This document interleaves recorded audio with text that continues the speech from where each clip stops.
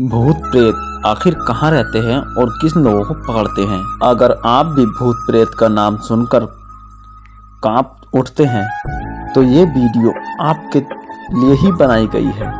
कृपया वीडियो को पूरा अंत तक देखें। सबसे पहले जो जानने वाली बात है वो यह है कि भूत प्रेत, छलावा, चुड़ैल इनसे भी ज़्यादा खतरनाक ब्रह्म राक्षस होते हैं जो एक बार इंसान के शरीर में घुस जाते हैं तो जल्दी से बाहर नहीं निकल पाते हैं, और इनका ही दूसरा नाम होता है जिन्न।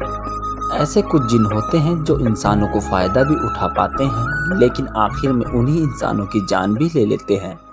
अक्सर कहा जाता है कि भूत प्रेत शमशान में रहते हैं, लेकिन दोस्तों शमशान से अलावा इनका सबसे बड़ा ठिकाना लोगों का शरीर होता है।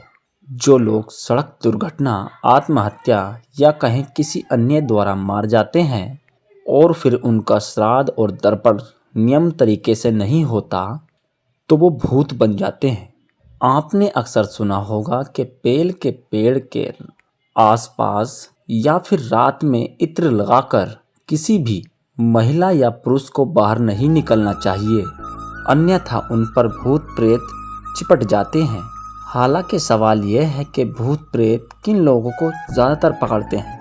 हिंदू शास्त्र के मुताबिक जो लोग बुरे कर्म करते हैं, हमेशा शराब और मांस का सेवन करते हैं, दिन रात संभोग और दूसरों की महिलाओं के बारे में जानने के लिए उत्सुक रहते हैं, उन पे ही ज़्यादातर भूत चिपटते हैं।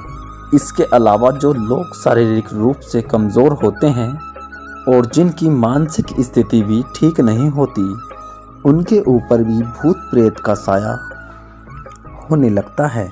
कुंडली देखकर भाग्य बताने वाले विद्वान पंडित बताते हैं कि राहु भाग में, अष्टम भाग में, तो वैसे व्यक्ति को ऐसा लगता है कि कोई ना कोई उसका पीछा कर रहा है या फिर भूत उसे सपने में दिखाई देते हैं। इसके अलावा राक्षस गण के लोगों को भूत का एहसास जल्दी होता है। इसके अलावा कोई गंदा रहने लगे, नाले का पानी पीने लगे और शरीर से उसके बदबू आने लगे तो ये उस बात का संकेत होता है कि उस शरीर में पिशाच का वास हो चुका है।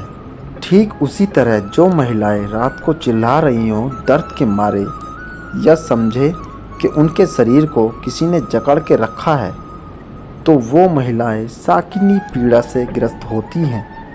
आजकल के ज़माने में लोग इन बातों को नहीं मानते, ना ही जानते हैं। लोगों को लगता है कि भूत प्रेत जैसा कुछ होता ही नहीं है, लेकिन इस संसार में सकारात्मक और नकारात्मक दोनों तरह की शक्तियां हैं। जब नकारात्मक शक्तियां अपनी चरम सीमा पर होती हैं तो दोस्तों उन्हें ही भूत प्रेत कहा जाता है। आशा करता हूं कि जानकारी आपको पूरी तरह से समझ में आ चुकी होगी।